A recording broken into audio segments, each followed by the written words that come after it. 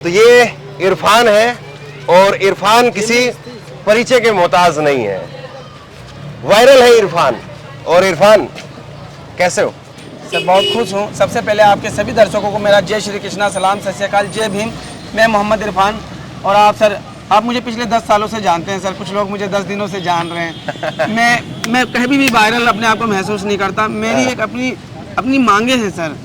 देखिए एक मिनट रुकिए इरफान, ये बात सही है कि अभी 10-12 रोज से इरफान बहुत वायरल हुए हैं, लेकिन इरफान को मैंने किसान आंदोलन में देखा है, इरफान को मैंने भारत यात्रा में देखा है, इरफान को मैंने पहलवानों के जो संघर्ष हुआ उसमें देखा है। मैंने इरफान से बहुत सारे जो है वो इंटरव्यूज पहले भी किए, लेकिन हाँ आज इरफान जो है वो वायरल है, छा रहे हैं। पूरा देश और दुनिया वो इरफान को देख रही है। और वो निदा फाजली जी ने कहा था कि हर आदमी में होते हैं 10-20 आदमी, जिसको भी देखना हो तो कई बार देखना है। बिल्कुल सही कहा। तो ये वाला जो रूप है या फिर निदा आपने कहा है उनकी, मैं आदम गोंडवी जी की एक लाइन सुनाता हूँ। हाँ। और इसी बात से अपनी बात की शुरुआत करता हूँ कि तुम्हारी फाइलों में मेरे गांव का मौसम गुलाबी है, मगर ये आंकड़े झूठे हैं और ये दावा किताबी है। और इन्हीं शब्दों में पूरी व्यवस्था है सर। जो कानून जो आप बनाते हैं अगर वो जमीन पे नहीं है तो ये फाइलों में है, जो गुलाबी गुलाबी दिखा रहा है। सर मैं कल राहुल गांधी जी से मिला और आप जैसे सर मुझे पिछले 10 सालों से जानते हैं। कुछ लोगों के लिए इरफान एक नया कोई चीज है। और मैंने सर मैंने को अपनी जिंदगी में आपने एक शब्द दिया कि बनावट से बचना। मैं इसे अपनी जिंदगी में गंभीरता से उतारूंगा सर। मैं इस देश से और दुनिया से करोड़ों लोग मेरे लिए प्यार रख रहे हैं और मुझसे डायरेक्टली संपर्क भी कर रहे हैं, अपने अपने तरीके का नजरिया रखते हैं। लेकिन मैं जानता हूँ कि वो सब इस देश का भला चाहते हैं, इस देश में को बेहतर देखना चाहते हैं।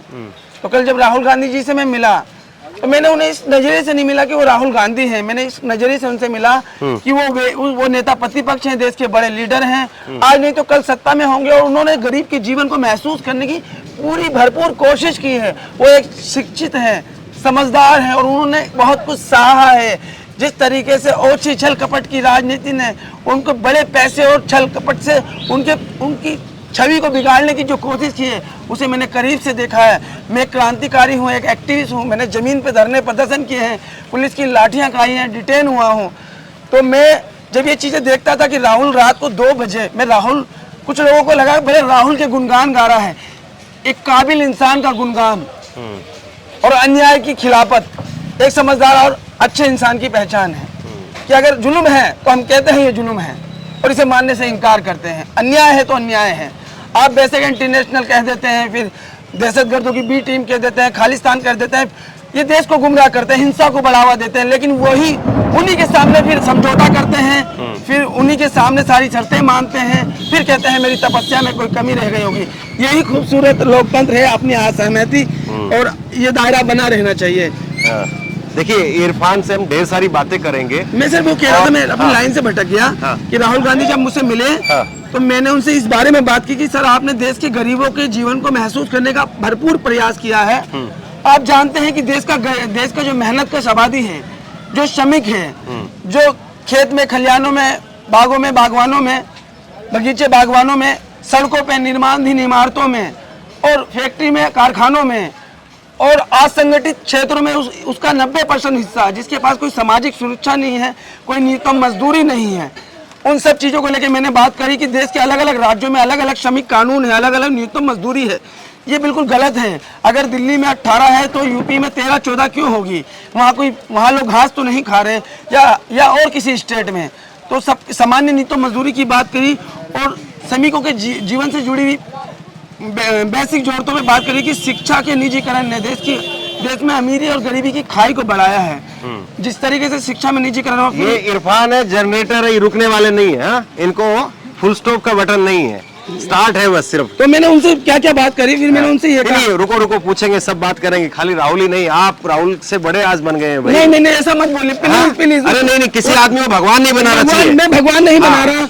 राहुल भी नेता है, उनका भी क्रिटिसाइज मैंने बोला, मैंने उनके मुंह पे, उनके चेहरे के सामने कहा कि हम आपसे उम्मीद करते हैं कल आप सत्ता में आएंगे और आपने हमारी वादा खिलाफी करी तो हम आपके खिलाफ असहमति रखेंगे और सड़कों पे आ जाएंगे। सर मैंने राहुल जी से बात करी है, आप देख लीजिएगा।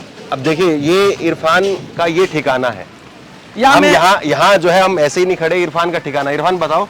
सर यहाँ पे मैं और मेरे पापा रहते हैं, मेरे एक भाऊजी है रमेश हाँ। हैं, वो 20 सालों से हम यहीं रहते हैं और मेरा ये कारोबार है, बर्फ का काम है। ये बर्फ का? इसी से घर परिवार चलता है। हाँ, ये और इधर हम दिखाइए। इसमें खुश हैं सर, हाँ। इसमें खुश है, किसी तरह की निराशा ये और बर्फ बेचने का काम हाँ करते ये हैं आप? बर्फ है। हाँ। और हम बिल्कुल भी दुखी नहीं है अपनी जिंदगी में, बहुत खुश हैं और सबका प्यार चाहिए मुझे। आप सबसे बहुत कुछ सीखा है मैंने। ये बारिश हो रही है अभी भी, तो बारिश में कैसे ये इधर? पन्नी होती है, पन्नी तिरपाल है। हाँ। और बगल में एक घर, अभी मेरी बहनें जैसे जवान हुई थी तो रिश्तेदारी के लिए घर होना बहुत जरूरी है कि कोई आएगा तो बिना देखना। घर के शादी नहीं होगी। हाँ, तो वो घर अभी किसी तरीके से बना दिया है। वो ये वाला ये जहाँ आपके- राहुल जी ये आपके बैठे थे। पिताजी है? हाँ, जहाँ राहुल जी बैठे थे। ये पिताजी हैं आपके? हाँ। मिलवाइए। ये देखिए पिताजी। क्या नाम हुआ आपका? और ये घर है, देखेंगे अंदर चल हाँ हाँ, दिखाइए दिखाइए हल्का। हल्का सा। हाँ। ये क्योंकि बारिश बहुत तेज हो रही है अभी भी। देखिए बारिश हो रही है लेकिन ये चूता नहीं है, हाँ, ये चूता नहीं है। आपने बना लिया इंतजाम इसको? हाँ? इधर ही आप सोते हैं? हाँ, इधर ही सोता हूँ और कोई गम नहीं है सर, बहुत खुशी है, मैं अपनी जिंदगी में बहुत खुश हूँ, किसी तरह की निराशा नहीं है। एक बार दिखाइए जरा। देखिए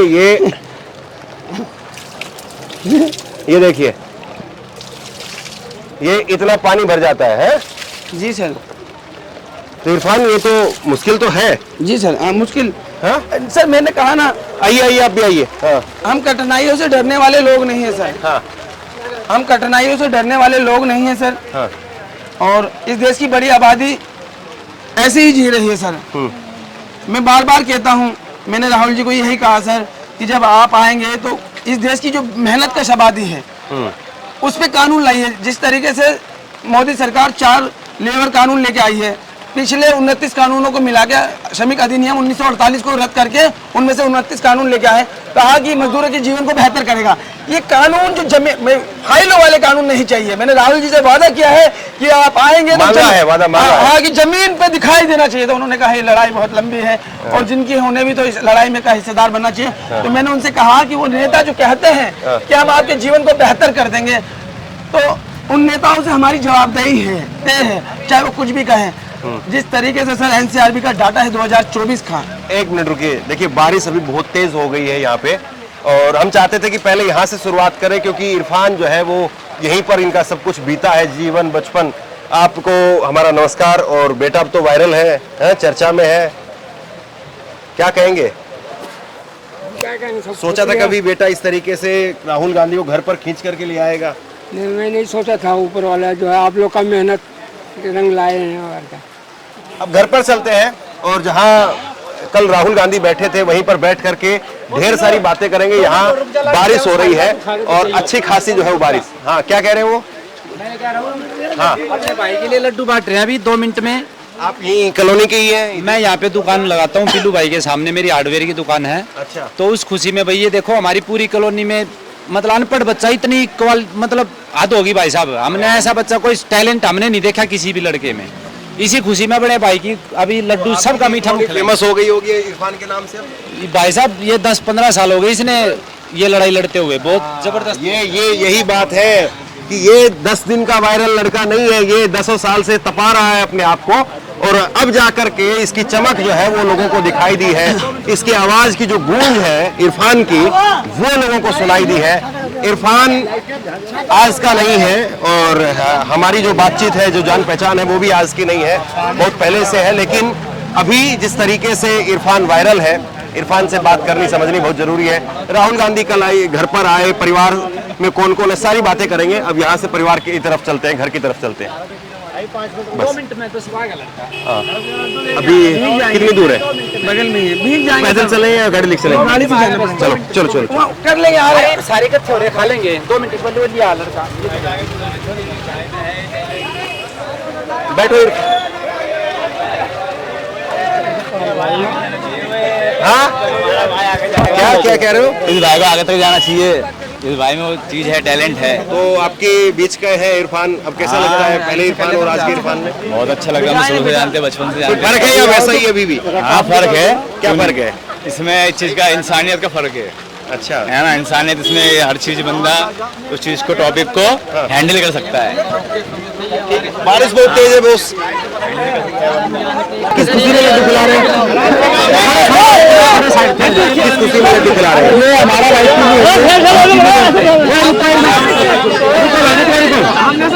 ये हमारा भाई हम प्यार से पिल्लू बोलते हैं इसको।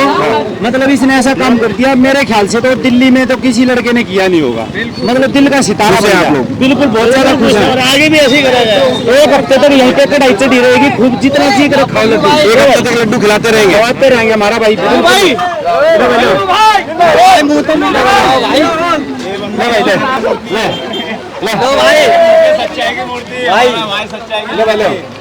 चलो तो चले घर पे। चलें कल राहुल जी वहीं रुके थे सर। तो ये आपका मकान इसी गली में है या फिर इससे आगे है? बस यही है, ये रहा घर मेरा।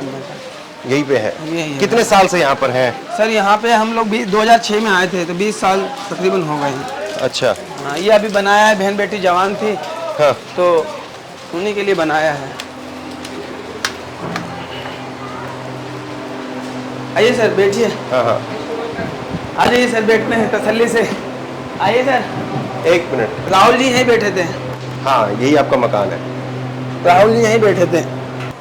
तो ये आपका ये घर है? हाँ, यही राहुल जी आए थे। ये पहले बना हुआ नहीं था, तो थोड़ा सा मतलब घर में कहते हैं ना कि एक मतलब खाते कमाते आदमी के लिए घर बनाना और बेटी भी आना ही सबसे बड़ा चैलेंज हो जाता है। उसी में आदमी कर्जवान हो जाता है। ठीक है। और फिर बीमारी। हाँ। और आप जानते हैं कि हमारी जो स्वास्थ्य को लेके जो सरकारी नीतियां हैं वो कितनी लाचार हैं। जो आज सरकारी अस्पताल हैं वो किसी से छुपा नहीं, जग जाहिर है।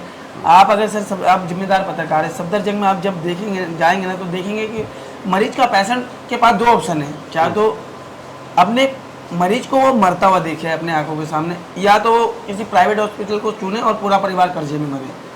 तो उस बड़ी आबादी की अलग अलग पीड़ाएं हैं और लोग सरकार कहती है आयुष्मान है, लेकिन आयुष्मान सभी के सभी आबादी उसमें नहीं आती है। उसका एक मतलब एक सीमा है कि हाँ दायरा है कि बीपीएल राशन कार्ड होगा तो आपको उस पर। तो कितने लोगों का बीपीएल है? तकरीबन 4 करोड़ लोगों के। तो इरफान के घर में कौन कौन है? इरफान के घर में जैसे दुनिया सभी लोगों के परिवार में माँ बाप भाई बहन सभी हैं। तो मेरे छोटे वाले भाई की शादी हुई है, सबके 2 बहनें रह रही हैं। आपकी नहीं हुई है? मैंने शादी नहीं करी और मैं हमेशा से की नहीं या करना नहीं चाहते हैं? करी नहीं मैंने करी नहीं सर। और तो अभी तो आपकी उम्र है काफी। नहीं, कितनी उम्र है आपकी? 35 साल उम्र है मेरी। 35 साल। 35 साल उम्र तो है। शादी नहीं करेंगे? नहीं, मैंने शादी का फैसला शादी नहीं करेंगे? इनका विचार है। लेकिन आप चाहते हैं कि नहीं चाहते हैं? मैं तो चाहता हूँ। आप चाहते हैं, बोला भी है पहले? हाँ, कितना बार बोला हूँ। लेकिन ये आंदोलन से इधर उधर से फ्री नहीं है। ये एक ही बात बोलते बस, मैं ऐसे ही रहूँगा, गांधी रहूँगा मैं। शादी क्यों नहीं की आपने? शादी ना करने की वजह ये थी सर कि मैं लगातार आप तो 10 साल से मुझे देख रहे हैं, छोटी उम्र से जन आंदोलन में और नागरिक धरने प्रदर्शनों में जुड़ा। तो वहाँ मैं लोगों से मिला जुला, और जब मैं लोगों से मिलता जुलता हूँ तो अलग अलग तरीके की बातों को मैं महसूस करता हूँ। फिर मेरा नाम मोहम्मद इरफान है। मुझे बिल्कुल भी, अगर मैं मजहबी इख्तियार से देखूँ तो मुझे बिल्कुल भी इजाज़त नहीं है कि मैं ये गुनाह करूँ। शादी ना करना एक गुनाह है, क्योंकि एक नबी की सुन्नत भी है, मेरे आका की सुन्नत भी है। लेकिन फिर मैं दूसरी तरफ खड़ा होता हूँ, मैं भारत में जन्मा हूँ, तो मुझे सारी चीज़ें मैं सभी चीज़ों के लिए समर्पण हूँ। सभी चीज़ों को मैं महसूस करना चाहता हूँ कि मैंने प्रभु श्री राम के चरणों से करुणा, दया और प्रेम और त्याग सीखा है, और बहुत सारी चीज़ें हैं। मैं हर जगह झुकता हूँ। तो उस नज़रिए से मैंने अपनी ज़िंदगी को अलग अलग तरीके से देखा कि मैं खाता कमाता व्यक्ति हूँ और मेरी सोच और विचार अलग है। और कभी अगर ऐसा हो जाए कि मैं बात करूँ रोटी की और सामने वाला बात करे कोटी की, और ख्वाहिशें सबकी अपनी अपनी अलग होती हैं, और मैं अपनी ज़िंदगी में चूक जाऊँ या डिस्टर्ब हो जाऊँ, मैं उस चीज़ से भी मैं उस चीज़ को लेकर कुछ बड़ा आप हासिल करना चाह रहे हैं? नहीं, वो नहीं समझे। मैंने कहा मेरी किसी से शादी हो जाए, मैं खाता कमाता आदमी हूँ, मैं बात करूँ रोटी की, जिस तरीके से मेरी बातें होती है ज़मीन से जुड़ी हुई, मतलब मैं अलग तरीके की बातें करता हूँ, और वो बात करे अलग तरीके की कि भैया आपका घर अच्छा होना चाहिए, या इतनी आमदनी में क्या होगा। मतलब एक अलग अलग ख्वाहिशें होती है। तो जमाने को कुछ चीज़ें दिखती हैं, तो उस चीज़ें से मैंने सोचा चलो यार ठीक है, क्यों डिस्टर्ब हो लाइफ में, और मुझे कुछ और करना है। मुझे कुछ मैं बड़ा कुछ नहीं है। धर्मेंद्र जी, जब मैं आपसे बात कर रहा था किसान आंदोलन में, तो आपको क्या मैं इस नज़रिए से बोल रहा था कि मुझे कोई मिले, मेरे को अपनी बात लोगों तक पहुंचानी थी कि सरकार ने जो 3 कृषि कानून लाई है ये किसानों के हित में नहीं, यही कहा था ना। उसको डिटेल से बताया था, बहुत पुरानी बातें, कुछ बातें रही, कुछ नहीं रही। तो आपने मुझे लगातार पहलवान आंदोलन में, भारत जोड़ो यात्रा में भी मैं आपसे मिला था, और मैं CNRC आंदोलन में भी था, और मैंने आपको करीब से देखा था। तो ये सब चीज़ें रही ज़िंदगी में, और उम्र हर पल गुजरती है, और गुजरते गुजरते आज मैं 35 साल का हो गया और सब चीज़ समझी और एकदम से मैं CGP आंदोलन से जुड़ा। इसमें जुड़ने की एक वजह थी कि आज के टाइम में बोलना बहुत मुश्किल है। पिछले अभी वर्तमान में जो सरकार है, पिछले कुछ सालों में 19,000 से ज़्यादा लोगों पे UAPA लगा है और नेशनल सिक्योरिटी NSA लगा है। समझ रहे हैं, सरकार आवाज़ को दबाना जानती है। तो इस अहंकारी व्यवस्था के सामने अगर 4 नौजवानों ने, जो वो शिक्षित थे, एक अभिजीत दीक्षित पॉलिटिकली थे, आशुतोष राका IIT होल्डर थे और विजेता दहिया स्क्रिप्टर थे और सौरभ दास जर्नलिस्ट और RTI कार्यकर्ता थे, तो उन्होंने कॉल दी। तो मैं बेशक पढ़ा लिखा नहीं, मेरी शिक्षा की अहमियत को समझता हूँ। नीट क्या है? अगर एक नॉर्मल परिवार का, मध्य वर्गीय परिवार से, मिडिल क्लास से अगर परिवार का बच्चा अगर कोई सपने देख ले कि मुझे डॉक्टर बनना है और 10वीं में बेहतर नंबर लाया, साइंस में अच्छा करा और वो आगे नीट की तैयारी करता है, भाई नीट क्लियर करने की उस पर आ गया, चलो क्लियर कर लिया, तो 5-10 लाख रुपए में MBBS बन जाएगा वो। आप समझ रहे हैं, सरकारी अगर उसे कॉलेज मिल जाता है तो। लेकिन अगर वो नीट नहीं है और प्राइवेट में जाए तो उसकी हिम्मत नहीं है। एक नॉर्मल आदमी प्राइवेट से MBBS नहीं करा सकता। और उसमें अगर छल हो जाए, कपट हो जाए, उसमें करप्शन आ जाए और लोगों के हक अधिकारों को खाया जाए, बच्चा जो देश के भविष्य को देख रहा है, इन्हीं नौजवानों से तो इस देश को रचा जाएगा, खूबसूरत बनाया जाएगा। और उसकी मेहनत को, और उसे लगा कि मैं इस बार कर जाऊंगा और कोई उसके नंबर खा गया, उसकी सीट खा गया, तो ये उम्मीद को मारता है, सपनों को मारता है और कोई इसे झेल पाता है और कोई नहीं। उसी कारण 20 बच्चों की जाने गई। तो हमने भारत सरकार को और धर्मेंद्र प्रधान से कहा था कि, और लोग हमेशा कहते हैं जैसे हैं कि आपको इस्तीफा देना पड़ेगा। अभी कोई डराएगा तो इरफान हम जमाने की धुतकार से निकले हुए व्यक्ति हैं। हम जमाने की धुतकार से और सूरज की रोशनी खाई है हम लोगों ने। अगर मैं इरफान धरने वाला ना होता तो इरफान चोर होता, क्योंकि माहौल का असर होता है। मैं झूठ नहीं बोलता, तो मैं डेली लोगों की मार खाता, डेली पुलिस की मार खाता और कब का मर गया होता। लेकिन मैंने अपनी छोटी उम्र में ही अपने आप को हर बुराई से बचाया, अपने आसपास के माहौल को खुद पे हैवी नहीं होने दिया। समझ रहे हैं, और मैंने खुद को बचाया। लगातार जब धरने प्रदर्शनों में जाता रहा तो आप जैसे जिंदा दिल पत्रकारों से मैं बहुत कुछ सीखता था। मैं बार बार कहता हूँ, पत्रकार और छात्र मेरी जिंदगी की दौलत है, पूंजी है। फिर मानवाधिकार कार्यकर्ता, वकील, एक्टिविस्ट, सोशलिस्ट और सभी लोगों की विचारों से को समझना, एक जिज्ञासा क्या है। फिर महापुरुषों के जीवन को महसूस करना कि फूले क्या थे, माता सावित्रीबाई फूले क्या थी और बाबा साहब ने क्या किया है, रामधारी सिंह दिनकर कौन थे और आपका राजा राम मोहन राय कौन थे, स्वामी विवेकानंद। तो कहाँ पढ़ा आपने सब? ये कुछ चीजें तो यूट्यूब से, ये सब चीजें तो यूट्यूब से, जैसे भारत एक खोज है। तो लिखते भी थे कहीं पे? नहीं, लिखना मुझे नहीं आता। इतना ज्ञान इरफान को कैसे हुआ? मतलब मैं आपको देखता रहा हूँ, ये तो सही है, लेकिन आंदोलन में जाना, नारेबाजी करना, सरकार की लाठियां खाना, पुलिस की लाठियां खाना, वो तो होता है, लेकिन उसके साथ में जो इतना दिमाग आपने पाला, अपने अंदर भरा, वो कहाँ से आया? मतलब मैं कहता हूँ कि कोई वो एक लाइन आपकी इस बात का सीधा जवाब है कि किसी चीज़ को अगर आप शिद्दत से चाहते हैं तो सारी कायनात उसे मिलाने में लग जाती है। बस ऐसे ही कुछ है, ऐसे ही कुछ है। और साहित्य से मुझे प्यार है। कोई लाइन मुझे बहुत अच्छी लगी, चाहे वो कितनी भी लंबी हो।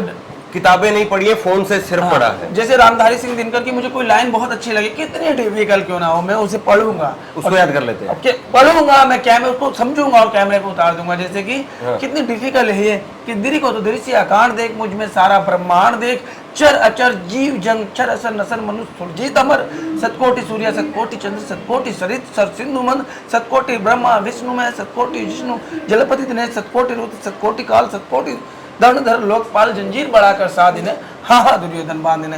भगवान के लिए सारी सृष्टि, सभी देवी देवताएं, सारी प्रगति मेरे अंदर है। अगर तू साध सकता है तो साध, बांध सकता है तो बांध। और ये जो लाइन इन्होंने बोल दी कितनी सहज होकर के, ये लाइन जो है वो बहुत सारे लोग महीनों की प्रैक्टिस करने के बाद शायद नहीं बोले। हाँ मैं बोला ना, मुझे कोई चीज लगी। और संविधान की जो प्रस्तावना है उसको आप बड़े शानदार तरीके से पढ़ते हैं। मैं पढ़ता नहीं हूँ, मैं उसे महसूस करता तो उस पूरे संविधान, एक शब्द अंदर है, पूरे संविधान को पढ़ने की भाई जरूरत नहीं है। हाँ। जैसे कि मेरा नाम मोहम्मद इरफान है, ये पूरा दर्शाता है कि मेरे कल्चर को, मेरे नाम को, मेरे खान पीन को, मेरी जीवन शैली को, मेरे मरने जीने को। यानी नाम से ही आपको पता चल जाएगा कि पूरी जिंदगी का जो आप धर्मेंद्र है तो धर्मेंद्र से पता चल जाता है कि पूरी जिंदगी का नेम धर्म खान पीन रहन सहन क्या है मेरे नाम से। तो आप नाम से ही मेरी पूरी जिंदगी के बारे में, मेरे रहन सहन, पूजा पद्धति के बारे में एक एहसास हो जाता है। मेरे खान पीन के बारे में पता चल जाता है। उसी तरीके से मेरे संविधान की जो प्रस्तावना है, उसकी जो इक्वालिटी, समानता है संसाधनों पे, सभी चीज़ों में बराबरी की बात करता है, समाजवाद की बात करता है, यानी सभी के लिए, सभी चीज़ों के लिए किसी भी तरीके की, किसी तरह का शोषण नहीं। लेकिन हम जब 1952 के बाद आप देखते हैं तो बहुत सी चीज़ें कमियां, बहुत सी चीज़ें। संविधान की पूरी प्रस्तावना याद आपको भी सुना देता हूँ। हम भारत के लोग भारत को एक संपूर्ण, प्रभुत्व संपन्न, समाजवादी, धर्मनिरपेक्ष, लोकतांत्रिक गणराज्य बनाने के लिए तथा उसके समस्त नागरिकों को सामाजिक, आर्थिक और राजनीतिक न्याय, विचार, अभिव्यक्ति, विश्वास, धर्म और उपासना की स्वतंत्रता, प्रतिष्ठा और अवसरों में समानता प्राप्त कराने के लिए तथा उन सब में व्यक्ति की गरिमा, राष्ट्र की एकता और अखंडता को सुनिश्चित करने वाली बंधुता को बढ़ाने के लिए दृढ़ संकल्प होकर 26 नवंबर 1949 को अंकित अधिनियम और आत्मसमर्पित करते हैं। तो ये संविधान की, ये यूपीएससी के तैयारी करने वाले बच्चे जो है वो एक सांस में इस तरीके से शायद नहीं सुना पाए। ये बहन है आपकी? हाँ, नमस्ते। क्या नाम है आपका? मुमताज। और ये बेटी है? हाँ, मेरी बहन की बेटी है ये। आपकी बेटी है? मेरी बहन की बेटी, बड़ी बहन की बेटी है। बड़ी बहन की बेटी। अच्छा, तो अब कैसे देखते हैं भाई को? भाई तो अब जो है वो बहुत बड़ा हो गया है। सब कुछ भाई तो बहुत अच्छा बोलते थे, लेकिन जो प्यार अब मिल रहा है ना, तो वो उसके हकदार थे। तो कल आप थी यहाँ पे, मैंने फोटो में देखा राहुल गांधी जी आए। और राहुल गांधी जी आए थे, उन्होंने मुझे बिठाया, उन्होंने मुझसे आकर कहा, नाम पूछा मेरा और कहा कहाँ बैठूँ मुमताज। मुझे तो लग नहीं रहा था कि यहाँ वो बैठने लायक है, लेकिन उन्होंने ऐसे कहा कहाँ बैठूँ मुमताज। फिर मैं चुप थी, उन्होंने फिर आओ दोनों यहीं बैठते हैं। यहीं पे बैठे थे, मेरे को इधर ही बैठा के रखा था। जब तक वो बैठे मुझे बोल दिया था कि यहीं बैठना है। तो रात को सोई हैं या नहीं सोई है? नींद तो मुझे बहुत लेट आई थी। नींद नहीं हम आई? लोगों को नींद नहीं आ रही है, भूख नहीं लग रही है, पूरे घर को नींद नहीं आ रही, भूख नहीं लग रही, इस पल को जी रहे हैं। लेकिन बेटे की चिंता होती है, डर लगता है कि बेटा इतना वायरल हो रहा है, इतने लोग जो है वो आ रहे हैं, कभी कुछ हो ना जाए, ऐसा भी होता है क्या? आपको लगता है? जैसे भाई बहुत अच्छा बोलते हैं, हाँ।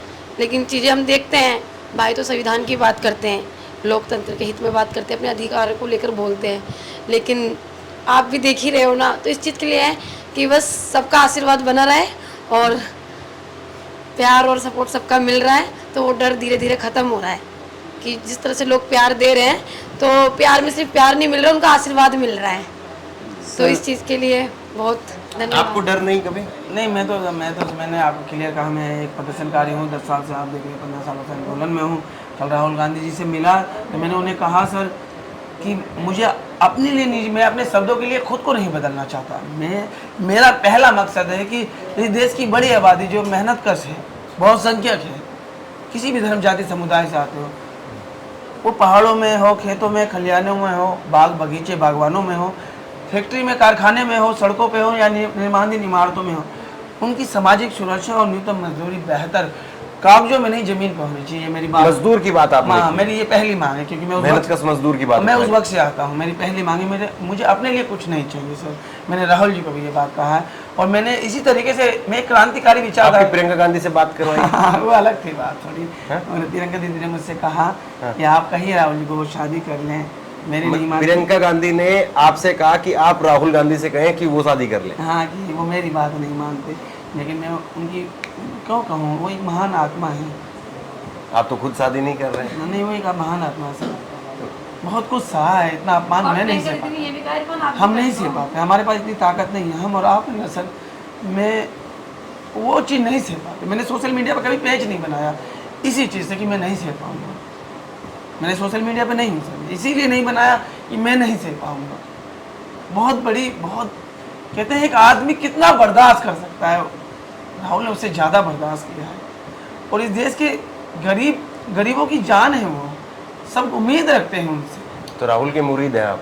मुरीद नहीं है सर, उनकी सोच का कि वो रात को 2 बजे जाते हैं और निर्धन गरीब मजदूरों से बात करते हैं। मुझे लगता है मुझसे, मेरे परिवार से बात कर रहे हैं। मैं एक भारत का एक श्रमिक होने के नाते, एक जिम्मेदार नागरिक होने के नाते अपने नेता से क्या उम्मीद रखता हूँ कि वो मेरे घर में आके चूल्हे पर रोटी बनाए। ये उम्मीद रखता हूँ, मैं ये उम्मीद रखता हूँ कि वो मुझे महसूस करे और उसी तरीके से नीति और निर्माता करे, इस देश को संचालित करें। आज नहीं तो कल सत्ता में आएंगे। मैं उनका मुरीद नहीं हूँ, समझ रहे, मैंने अगर मैं मुरीद होता तो मैं उनसे ऑन कैमरा ये क्यों कहता कि आज आपने जो वादा किया कल उसकी अगर नहीं पूरा किया खिलाफत की तो हम आपके खिलाफ असहमति रखेंगे और आपका सड़कों पर विरोध कर देंगे। हम क्रांतिवादी सोच रखते हैं, हम धरने प्रदर्शन वाले लोग हैं। लेकिन मैं आप एक पत्रकार है, आपको नहीं लगता उन्होंने बहुत कुछ सहा है? छल कपट सारी प्रोपेगेंडा, करोड़ों रुपए की संपत्ति एक व्यक्ति की छवि बिगाड़ने में लगा दी। उनका कसूर ये था कि वो गांधी परिवार में जन्मे और इस देश की शहादती विरासत से आते हैं। इस देश के लिए बहुत कुछ किया उस परिवार ने, बस इसका उनका ये कसूर था और कोई कसूर था? इंसान हम सब थे, लेकिन उन्हें इसलिए टारगेट किया गया कि वो गांधी परिवार से आते हैं। और मिलने के लिए बुलाया घर पे? सर हाँ, मैं मिलूंगा उनसे जल्दी। और पूरे परिवार के साथ जाएंगे या अकेले जाएंगे? नहीं, मैं अकेले जाऊंगा और मैं इस देश के मजदूरों की बात ही उनसे करनी है। मैं कोई सेलिब्रिटी नहीं हूँ। दुनिया को लगता है इरफान वायरल हो गया। इरफान अपने इस व्यवहार को बनाए रखने की पूरी कोशिश करेगा। मैंने कहा ना कि मैं हर पल अपनी ज़मीन को छोड़ना नहीं चाहता। अब मैं रेंगने भी लगूँ ना अपने जीवन में, तो मैं कोशिश करूँगा कि मैं ज़मीन पर रहूँगा। समझ रहे?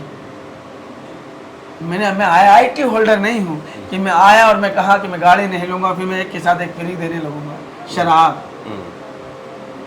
मैं इतना पढ़ा लिखा और इतना तेज तर्रार नहीं हूँ कि मैं आऊँगा और मैं कहूँगा मैं कुछ नहीं लूँगा, सब कुछ जनता के लिए है। आपके 1000 काम अच्छे हैं, क्या आपको बुरा काम करने का लाइसेंस मिल गया? लेकिन इरफान लोगों ने मैं क्या कह रहा हूँ समझ आ रहा है? हाँ, क्या आप ये कह रहे हैं कि मतलब जो कुछ है उससे आप डिगमगाएंगे नहीं कम से कम? नहीं, मैं ये कह रहा हूँ कि कुछ लोग थे जो IIT होल्डर थे और वो आए, उन्होंने कहा कि मेरा जीवन दिल्ली की जनता को समर्पण है। केजरीवाल के ऊपर आप बोल रहे हैं? हाँ, और फिर उन्होंने एक के साथ एक फ्री। अब मैं सलम से आता हूँ, नशा परिवार को बर्बाद करता है। मैं समझ गया। वो नशे को बढ़ावा किसी भी स्तर पर नहीं दिया जा, वो आपकी मानसिकता को दर्शाता है सर। और ये मैं जब अपनी बातें करता हूँ तो मैं बार बार कहता हूँ, मैंने आयशा से ASFI से AISF से NSUI से तमाम पत्रकारों से, छात्रों से, मानवाधिकार कार्यकर्ताओं से, वकीलों से, एक्टिविस्टों से सीखा है। मैं किसी एक को तो नहीं बोलता, सभी से सीखा है, तो सभी का नाम लेता हूँ। वो वाम छात्र संगठनों का भी नाम लेता हूँ। तो आपको लगता है कि किसी एक की तरफ ढल रहा है, ये आपकी सोच है। मुझे अगर चुनना पड़ेगा तो हमें नेता चुनना पड़ेगा भाई। इस देश की मेहनत के सवारी को नेता तो चुनना पड़ेगा ना भाई। तो चुन रहे हैं हम भाई, सीधे रात को जो 2 बजे जाता उसको चुन रहे हैं हम डायरेक्टली। आज नहीं तो कल सत्ता में आएंगे। काम नहीं करेंगे तो रिजेक्ट भी कर देंगे। काम नहीं करेंगे तो हम सदा ही विपक्ष में रहेंगे। आज आप हैं, कल वो रहेंगे, हम उनसे भी सवाल करेंगे। उनके आदेश अनुसार जो पुलिस लाठियां भाजेंगी हम वो भी सहेंगे। तो फिर मुर्दाबाद के नारे भी लगेंगे। लेकिन ये एक मैं आपसे समझना चाह रहा हूँ, बहुत लोग वायरल होते हैं, बहुत लोगों को पसंद आते हैं, फिर उसके बाद में जाकर के दूसरी गोदी में बैठ जाते हैं। अभी जैसे कि राघव चड्ढा बहुत एकदम से जैन के फेवरेट हो गए थे। हाँ, सुनिए ना। और उसके बाद में देखिए राघव चड्ढा एक संपन्न, तो कभी इरफान भी उसी तरफ। राघव चड्ढा और इरफान में बहुत फर्क है। राघव चड्ढा एक संपन्न समृद्ध परिवार से आते हैं, समझे? वो शब्दों में जैन जी की बात कर रहे हैं और हम जीवन में जी रहे हैं। वो गरीबी की बात करते हैं शब्दों में, किताबी ज्ञान है, और हम गरीबी इसमें जीते हैं। गुर्बत क्या है हमें मालूम है। दुनिया की सबसे बड़ी बीमारी है गुर्बत, कैंसर से बड़ी, HIV से बड़ी। सोचो आपको, मुझसे अभी एक महिला से बात हो रही थी मेरी बस्ती की, तो वो रोने लग रही मुझसे, क्या कि हमने अपनी इच्छाओं को मार के जिया। इरफान आप तुझे यहाँ देख रहे हैं तो बहुत अच्छा लगता है, कोई कपड़ा पसंद आया तो नहीं ले पाए, समझ रहे? कुछ खाने की चीज़ अच्छी लगी नहीं ले पाए, बच्चा रोने लगा, उसे चुप कराया। कॉम्प्रोमाइज़ वाली कम्युनिटी से आता हूँ मैं, मेहनत कर, हर चीज़ में कॉम्प्रोमाइज़। जंतर मंतर पे एक बच्चा नौजवान मिला, यूपी से आया था, बोला कि इरफान आपकी वीडियो देखी और वो 500 वाली बात बहुत अच्छी लगी। मुझसे बात करते करते बोला जब CP से आ रहा था तो बड़ा छोटा महसूस कर रहा था कि बड़ी बड़ी दुकान मेरे आत्मसम्मान को गिरा रही थी। तो मैंने उसको दिलासा देने के लिए कहा, हम प्रगति में रहते हैं, पर्यावरण में रहते हैं, हम जंगलों में रहते हैं, ये तो पोल्यूशन में रहते हैं, इनकी हम ज़्यादा खुश नसीब हैं। मुझे अच्छे से याद आ रहा है, मैं दिल्ली में एक ये भारत यात्रा जो कवर कर रहा था, इरफान आया और आकर के मुझे गले लगा करके और जोर जोर से फूट फूट करके रोने लगा। हाँ जी सर। हाँ? मैं हमेशा पत्रकारों से बहुत प्यार करता हूँ। मैंने पत्रकारों को, मैं कल वहाँ गया था लल्लनटो वाले, तो वो पूरा स्टाफ खड़ा होकर मेरे लिए सम्मान में ताली मारने लगा। तो मैंने उनसे कहा कि आप मेरे हीरो हैं सब, लेकिन आप मेरी बस्ती में गए, नशा बंद हो गया, आप पूरे देश में जाइए, सब बंद हो जाएगा। देखते हैं कैसे नहीं, क्योंकि ये आप चौथा स्तंभ ऐसे कहा है, नगर पालिका, विधायक पालिका, कार्यपालिका, न्यायपालिका, तो आप चौथे स्तंभ सब पे नजर रखिए, बताइए, निष्पक्ष होके, बटिए मत, ढाल मत करिए, कहीं मत झुकिए। मैंने कहा जब आप एक बस्ती को सुधार सकते हैं, पूरे देश को, आपके हाथ बड़े लंबे हैं और ये करप्ट और भ्रष्ट अधिकारी आपसे डरते हैं, आपसे डरते हैं, पत्रकारों से, कैमरे से नहीं डरता से दो बात नहीं कहते, पसीने छूट जाते हैं, अपनी बेल्ट और टोपी संभालने लगते हैं और ऐसे करके खड़ा होकर 2 मिनट कुछ। मीडिया को लेकर के क्या समझ है इरफान की? बहुत मीडिया को लेकर के दो आज के धड़े मैंने मेरी ये समझ है कि मैं जब नई उम्र का था और मुझे विचारों की कोई समझ नहीं थी, और मैं सलम और जे कॉलोनी में पला बढ़ा, तो मैं अन्ना आंदोलन में जब गया 2011 के उस आंदोलन में, तो लोग मीडिया से नफरत नहीं करते थे, उन्हें मारने के लिए नहीं दौड़ते अन्ना आंदोलन के टाइम। हाँ, दीपक चौरसिया और राहुल कंवल जो इंडिया टुडे में था, एनडीटीवी में, ये मंच लगाते थे, वहाँ पे लोग मोहब्बत करते थे मीडिया से। लेकिन आज आप किसी भी जन आंदोलन में या चले जाए, नागरिक धरने प्रदर्शनों में, लोग पत्रकारों को मारने के लिए दौड़ते हैं, और चाहे उसके लिए उनको परिणाम कुछ भी भुगतना पड़े। हिंसा किसी भी चीज़ का समाधान नहीं है, लेकिन लोगों को लगता है कि ये हमारे को हिट कर रहे हैं, मतलब हमें चोट पहुंचा रहे हैं, हमारी आत्मा को, मान सम्मान को। तो वो कहते हैं जैसे जी आंदोलन में कि आप गाली बकनी है, स्टूडियो में बकिए, हमारे बीच में मत आके बकिए। तो कई दफ़ा बहुत ज़्यादा दिक्कतों का सामना करना पड़ जाता था पत्रकारों को। जैसे आप जैसे भी निरपक्ष पत्रकार है, जो बिल्कुल बराबरी पे खड़ा होकर किसी का पक्ष नहीं लेते सर, तो जैसे आपने कह दिया कि सब भारत सरकार ने आज ये कहा, तो कुछ लोगों को लगा अरे फिर भारत सरकार का नाम ले रहा, लग रहा है ये उधर का है। ऐसी चीज़ें भी हो रही थी कि इतनी नफरत कि वो भारत सरकार की किसी बात को कोट भी नहीं कर रहा, डर के मारे, ये इन्हें ऐसा ना लगे कि उधर की तरफ बात कर रहा है, मतलब तो इतनी नफरत, ऐसी नफरत मैंने मीडिया के लिए देखी नहीं। जब CNRC आंदोलन में था तो ये कहते थे कि वहाँ जाने के लिए पासपोर्ट लगेगा, देश के एक हिस्से में जाने के लिए पासपोर्ट लगेगा। इन्हें किसान आंदोलन में पता चल गया था, तुम्हें पासपोर्ट तो क्या, तुम्हें आना ही नहीं पड़ेगा, आना ही नहीं। इन्हें पहलवान आंदोलन में भी ऐसी बात। अब ये लोगों का विश्वास खो गया, टीवी में ही अपनी बातें करते हैं बस। और ये भी है टीवी का एक्सेप्ट है, टीवी एक अपनी ताकत है, सोशल मीडिया की अपनी एक ताकत है, लेकिन सोशल मीडिया के आप लोग टीवी से उब रहे हैं, मान रहे हैं कि टीवी पे सब कुछ सच नहीं आता। जो एक दौर था जो लोग मानते थे वो टीवी में आया तो सच ही होगा, लेकिन अब पता चल गया टीवी जो नेशनल मीडिया है, टीवी का जो मीडिया है, और प्रिंट मीडिया भी उसमें, ये मत सोचिए कि खाली नेशनल मीडिया ही है, टीवी इलेक्ट्रिक मीडिया ही है, प्रिंट मीडिया भी है उसमें। सारे अखबार एक तरफा हो गए, सुबह उठो सीधे महाराज के दर्शन। एक आम आदमी को इरफान क्या कहेंगे कि एक आम आदमी है, जैसे आप एक झुग्गी से, कॉलोनी से निकल करके आए और अब पूरे देश में छा गए हैं। एक आम आदमी कई बार अपनी किसी तरीके से बस नौकरी कर रहा है, उसके मन में बहुत कुछ है, जैसे आपके मन में भी है, लेकिन वो पिस जाता है, मर जाता है। वो सोचता है कि यार बहन भी है, उसकी भी शादी करनी है, अपनी भी करनी है, घर भी बनाना है, बूढ़े माँ बाप की दवाई का खर्चा भी है। वो आम आदमी जो है वो जकड़ करके रह जाता है, वो निकल नहीं पाता उससे। क्या कहेंगे उसको? उन्हीं के लिए तो मैं बोल रहा हूँ, इस मेहनत का आबादी का जो जूझ रहा है, छाए मार रहा है, और उसका सामाजिक और आर्थिक शोषण हो रहा है। दिल्ली में अगर 18 से 22 है तो आपको फैक्ट्री में जाइए, 8 घंटे की कोई ड्यूटी नहीं है, 12-11 घंटे ड्यूटी लेते हैं और 14,000 रुपये तनख्वाह देते हैं, 15,000 रुपये तनख्वाह देते हैं। वही तो एक शारीरिक शोषण है। तो मैं इसी पे तो कहता हूँ कि मिल मालिक के कुत्ते भी चरबीले हैं, हमारे देश के मजदूरों के चेहरे पीले हैं। इस व्यवस्था में फैले अंधेरे को हटाना है, उनकी मेहनत का वाजिब पैसा उन्हें दिलाना है। इसी के लिए तो बात कर रहे हैं। हम कहते हैं आप लाभार्थी मत बनाइए, उसको मेहनत का वाजिब पैसा दीजिए। पूरे देश में एक सामान्य न्यूनतम मजदूरी होनी चाहिए। आप ही तो बार बार सीना ठोक के कहते हैं एक देश एक कानून, तो मजदूरों के हितों की बात क्यों नहीं करते? हम आपके कैमरे पे खड़े होते हैं और हम मजदूर वर्ग से आते हैं, तो हम आपसे कहते हैं कि 1,70,746 मौतें हुई हैं 2024 में। NCRB का डाटा खुदकुशी में, उसमें 31% दिहाड़ी मजदूर थे, और वजह एक थी घर में आर्थिक तंगी और मानसिक तनाव। सोचिए इतना बड़ा नंबर, पर दिन 467 और हर मिनट 3 लोगों ने जान दी है। ये गृह मंत्रालय से संचालित आंकड़े हैं। और पिछले 3 सालों में 19, 20, 21 में 13,13,000 महिलाएं लापता हुई हैं। उनमें सबसे बड़ा नंबर वो था जो 18 साल के आसपास के थे, समझ रहे, और उसमें बहुत दूसरा नंबर नाबालिगों का था। आप महिला शक्ति की और सुरक्षा की बात करते हैं, उनके स्वाभिमान की बात करते हैं। ये एक आबादी है, मतलब एक देश की आबादी समझ लीजिए कहाँ गए। आपका एक बटन भी गिर जाए तो आप ढूंढ लेते हैं। आप तो, मैं तो खुद मानता हूँ एक चींटी की भी अगर बेवजह जान चली गई तो इंसानियत की जान चली गई।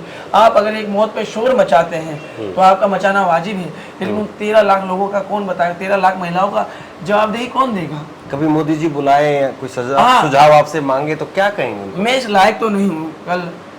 कल राजदीप सर मुझसे बोल रहे थे, मैं इंडिया टुडे के स्टूडियो में था, तो कहा कि अगर मोदी जी आपसे मिलना चाहें तो क्या मिलेंगे? मैंने कहा हाँ, देश हित में क्यों नहीं मिलेंगे, मैं अमित शाह जी से भी मिलूंगा, क्योंकि देश में नशा एक मुद्दा है। युवा पीढ़ी खत्म होते जा रही है। आपकी पुलिस होते हुए 12 साल का बच्चा गांजा ले आता है, लेकिन पुलिस उस गांजे वाले को पकड़ के नहीं जाती है।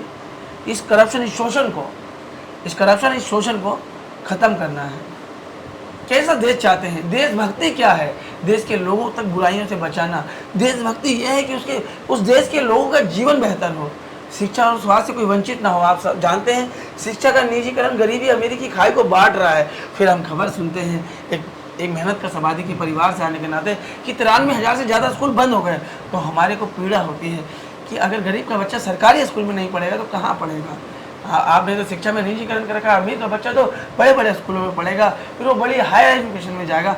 आप हमें ITI तक नहीं जाने दे रहे, पॉलिटेक्निकल ही नहीं जाने दे रहे कि वो डिप्लोमा कर ले, वो टेक्निकल हो जाए। शिक्षा मंत्रालय के आप आंकड़े निकालिए, ITI लगाइए कि 10वीं और 12वीं से ड्रॉप आउट करने वालों की बच्चों की संख्या कितनी है। वो 10वीं 12वीं के बाद भी नहीं पढ़ पा रहा है, वो क्या है? वो श्रमिक को है, मजदूर बन जाएगा। तो राहुल जी ये कह रहे थे मजदूरों में और गुलामों में क्या फ़र्क है? तो मैं एक दफ़े को मुझे समझ नहीं आया, क्योंकि वो बहुत पढ़े लिखे आदमी हैं। फिर जब उन्होंने मुझसे बात करी तो मैं एकदम से समझ गया कि हाँ सर, मजदूरों के अधिकार होते हैं और गुलाम की कोई अधिकार नहीं। तो हमारे देश में हम जिन्हें मजदूर कहते हैं वो मजदूर नहीं, गुलाम हैं, उनके अपने कोई अधिकार नहीं है। सारी लेबर यूनियन कॉर्पोरेट की तरफ झुकाव रखती हैं और जो बोलती हैं वो जेलों में सड़ती हैं। 5 साल बाद, 10 साल बाद आप खुद अपने आप को, इरफान को कहाँ देखते हैं? संघर्ष के मंच पर, कहीं नहीं देखता। भरपेट रोटी मिलेगी, इस दुनिया को समझूंगा और संघर्ष करूँगा। इरफान कोशिश करेगा, ऐसा नहीं कि इरफान को बदल नहीं सकता था। इरफान शायद आपको यहाँ नहीं, हयात में मिलता। बहुत लोगों का प्यार था, बहुत लोगों का। अभी आपके फ़ोन पे, आपने अपना फ़ोन दिखा दूंगा, पूरी दुनिया से लोगों ने मैसेज किए, भारत के हर कोने और ज़िले से मैसेज किए, संपन्न और समृद्ध लोगों ने भी मैसेज किए, और सब चाहते हैं कि मेरा जीवन बदल जाए। लेकिन मेरे शब्द मेरे लिए नहीं थे, मेरे शब्द मेरे लिए नहीं थे कि मैं अपना जीवन बदलूँ।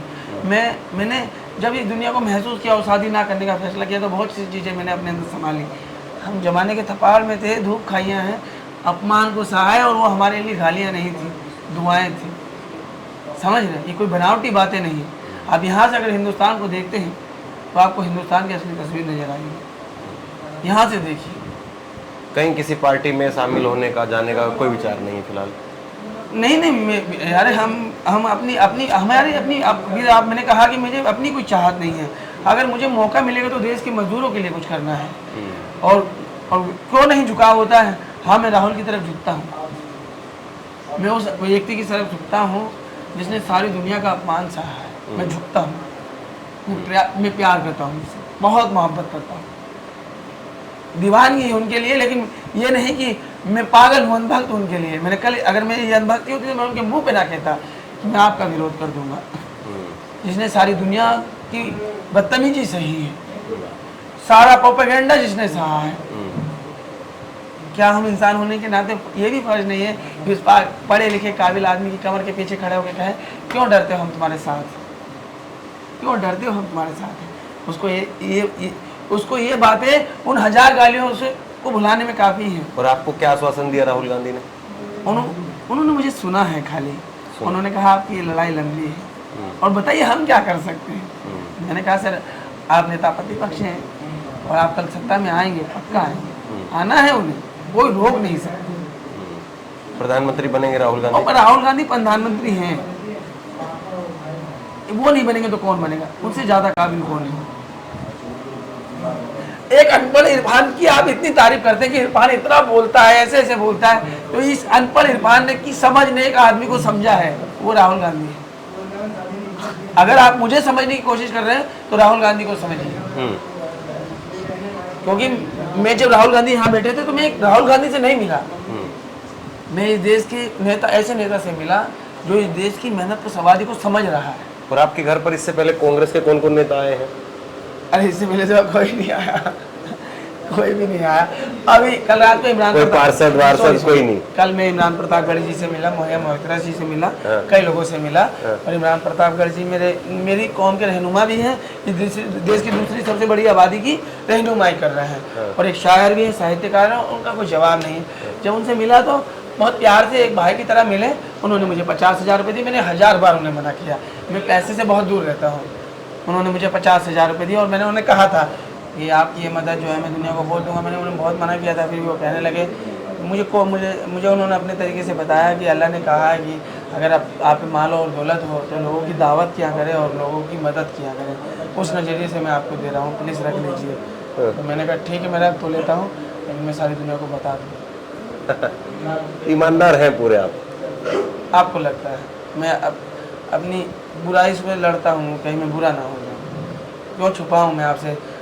विंग कमांडर अनुपमा जोशी जी हैं, हाँ। तो वो मुझे बहुत कुछ मेरे को बोल रही थी, तो मैंने वो समझाया, मैंने रोका उन्हें। तो कहती बहनों को सोने के कंगन दूंगी, ये दूंगी, तो मैंने उन्हें रोका। तो उन्होंने मेरी बहन की शादी की जिम्मेदारी ली। मदद आ रही है अब दुनिया भर से? हाँ, मैंने सबको रोक रहा हूँ, मैं किसी से ले नहीं रहा। हाँ। तो मैंने अनुपमा जोशी जी को, विंग कमांडर है, 1992-93 में जो पहला बेच था महिला का एयरफोर्स में, उनमें वो थी, और बहुत कुछ किया उन्होंने इस देश के लिए, भारतीय सेना के लिए, और बहुत अच्छी सोच की है वो। तो उन्होंने मैंने उन्हें सोने होने के लिए मना कर दिया। जब वो ज़्यादा जिद करने लगी तो मैंने कहा ठीक है, आप 2 बर्तन दे दीजिएगा। तो कल में ये बातें जब मीडिया में लीकेज हो गई, सारी चीज़ें हो गई, राहुल जी के सामने ही बोला, तो वो इमोशनल हो गए, कहने लगी मैंने आपको कुछ दिया नहीं, और फिर भी आपने मुझे इतना प्यार दिया कि दुनिया के सामने। बहुत सारे लोग हैं, कुछ यूके से थे, लंदन से मुझे मैसेज किया कि इरफान मेरी एक टीम है और आपको बेहतर देखना चाहते हैं, कहीं आवाज़ खो ना जाए, मैं इस लायक नहीं हूँ, लोगों को लगता है। तो मैंने सभी से ये कहता हूँ कि मैं आपके प्यार और सम्मान के लिए खुदा की बारगाह में कर्जदार रहूँगा, लेकिन आइए मिल के भारत बदलते हैं, सांप्रदायिक राजनीति से इस देश को निकालते हैं, इस सोच से, नफरत की सोच से निकालते हैं। अभी ये कॉकरोच जनता पार्टी का प्रोटेस्ट हुआ, अब आप वायरल हुए, इसके बाद में उन्होंने कांटेक्ट किया आपसे? नहीं, सीजीपी ने नहीं किया। मेरी एक आदत है, मैं मंच पे नहीं जाता। हाँ। सीजीपी में नहीं, मैं मंच पे नहीं जाता, मैं मंच के नीचे से मीडिया से अपनी बात अब जनता तक के लिए बोली। ये भी नहीं पता था कि राहुल जी सुनेंगे, ये सुनेंगे, वो सुनेंगे। मैं तो चाहता था कि ये जो सरकार है ना, ये जो सरकार घी चुपड़ी बातें करती है और सांप्रदायिक राजनीति करती है, लोगों की मूलभूत सुविधाओं से वंचित करती है, जो ज़रूरत की बातों की, मतलब उन चीज़ों पर बहस होनी चाहिए जो ज़िंदगी से जुड़ी हुई है, फालतू की चीज़ों पर नहीं। धर्म जाति ईश्वर मेरे अपने हैं, मैं राम का हूँ, मेरे राम हैं, उनसे मैंने करुणा प्रेम दया और त्याग सीखा है। वो एक व्यक्तिगत मामला है, उसे पॉलिटिकली नहीं, लेकिन लोगों को लगता है ठीक है, ठीक है। मैं पूरी कविता सुना सकता था, ठीक है, और लोग भी मिले, मैं अपने शब्दों को यहीं विराम देता हूँ। बहुत जो है वो अभी इंटरव्यू के लिए कतार में है बहुत सारे पत्रकार, लेकिन एक बात जो है मैं कहूँगा, चूँकि मैंने भी कई सालों से जो कवर किए हैं, इरफान जैसे जो लोग हैं वो जाते हैं प्रोटेस्ट में, और जो भी आंदोलन के जो चेहरे होते हैं, जो मेन चेहरे होते हैं, वो भी इरफान जैसे लोगों को ऐसे देखते हैं कि हाँ भाई ये तो आए हैं, तो हमारा झंडा उठाने के लिए आए हैं, हमारा डंडा उठाने के लिए आए हैं, हमारे लिए दरी बिछाने के लिए आए हैं, हमारे लिए नारे लगाने के लिए आए हैं, और पीछे जिंदाबाद जिंदाबाद मुर्दाबाद मुर्दाबाद, बस केवल उतना ही। और उसके बाद में जब हो गया तो ठीक है भाई, बच्चों को कुछ खाना वाना खिला दो और उसके बाद में बच्चे घर चले जाएंगे। सही कह रहे हैं, यही है। और ये जो आंदोलन के जो मेन चेहरे होते हैं, वो भी इरफान जैसे लोगों को आगे नहीं ला पाते हैं। हमने भी इरफान से पहले भी कई बार बात हुई, लेकिन ये ठीक बात है कि इतना सीरियसली जो बात नहीं हुई थी, वो पहली बार इतनी सीरियसली जो बात हुई। बाकी तो मेरा और आपका जो काफ़ी सालों का रहा। तो ये चीज़ कहीं ना कहीं जो है वो लोगों को देखनी चाहिए, जो आंदोलन में इरफान जैसे लोगों की वजह से है, और इरफान ये बात सही कह रहे हैं कि वो मंच पर नहीं जाते हैं। अब सोचिए, इतने पॉपुलर है, इतने वायरल है, सीजेपी के प्रोटेस्ट पर ही कम से कम नहीं गए होंगे तो हजारों लोग मंच पर गए होंगे जो अपनी बात कह करके आए होंगे। आप एक दिन भी नहीं गए? मैं सिर्फ एक ही बार गया था, एक बार गए एक थे? एक शायरी पढ़ने के लिए बस। अच्छा, एक शायरी पढ़ने के लिए। हाँ, फिर मैं मंच के आसपास नहीं भटकता। हाँ। और जैसे कि वो जो लीड कर रहे हैं उनको डिस्टर्ब नहीं करता कि भैया भैया भैया भैया, ये सब चीज़ नहीं है। तो मंच पर जगह बनाने के लिए जो है वो इरफान अगर काम कर रहे होते तो शायद किसी न किसी पार्टी का आज झंडा पकड़े हुए इरफान होते। मंच पर नहीं बल्कि लोगों के बीच में इरफान थे, जैसे आपसे और लोगों के बीच में रहने का एक सबसे बड़ा इनको फायदा ये हुआ कि लगातार वहां से सीखते रहे, पढ़ते रहे, समझते रहे, उस दुख को, उस पीड़ा को, उस दर्द को अंदर तक झेला है, महसूस किया है। लोग कैसे नीचे बैठे हुए हैं उस चीज को वो महसूस कर रहे थे लगातार, और वही सारी चीज अब निकल करके बाहर आ रही है जो इनके अंदर इतने सालों से गई। बहुत बहुत शुक्रिया इरफान। और एक वादा आपसे ये जरूर कि एक पत्रकार के तौर पर जो मैं आपको दे सकता हूँ कि जहाँ पर भी हमें कोई विश्लेषक की जरूरत होगी वहाँ पर आपको जरूर हम मैं आप जाएंगे। लोगों से सीखता हूँ सर। जहाँ पर भी जरूरत होगी तो वहाँ पर। मैं आपसे सीखता हूँ, मैं हमेशा आपसे राय मशवरा लूँगा अपनी ज़िंदगी को लेकर, देश के लिए। आपसे सीखा है सर। इरफान की किताबें नहीं पढ़ी इरफान, लेकिन जैसे है वैसे बने रहिए, बिल्कुल कोशिश यही वरना बहुत सारे लोग आते हैं एक नाइट में स्टार बनते हैं और उसके बाद में फ्लॉप। मैंने स्टार ही नहीं बनना, मैं स्टार ही नहीं हूँ। सबको लगता है मैं वायरल हूँ, मैं वायरल ही नहीं हूँ। मैं वायरल ही, मैं इस दिमाग में हूँ ही नहीं कि मैं वायरल हूँ। मुझे नहीं पता, क्योंकि सर मैं पहले भी बड़े स्तर पे वायरल हुआ हूँ, आप जानते हैं। मुझे इन चीज़ों से फ़र्क नहीं पड़ता, बस्ती वालों को इन चीज़ों से फ़र्क नहीं पड़ता। सब ने कैमरे में बराबर देखा है, एक दिन का सफ़र नहीं है, 10 साल से तो आप ही देख रहे हैं।